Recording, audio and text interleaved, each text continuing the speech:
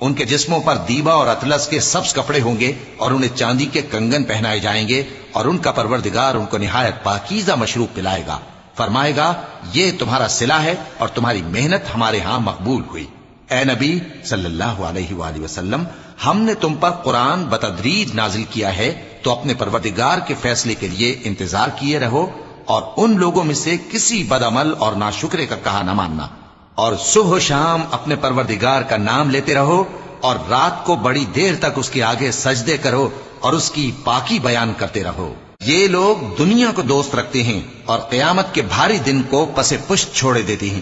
ہم نے ان کو پیدا کیا اور ان کے جوڑ جوڑ کو مضبوط بنایا، اور اگر ہم چاہیں تو ان کے بدلے انہی کی طرح اور لوگ لے آئیں۔ یہ قرآن تو نصیحت ہے، جو چاہے اپنے پروردگار کی طرف پہنچنے کا راستہ اختیار کر لے، اور تم کچھ بھی نہیں چاہ سکتے مگر جو اللہ کو منظور ہو۔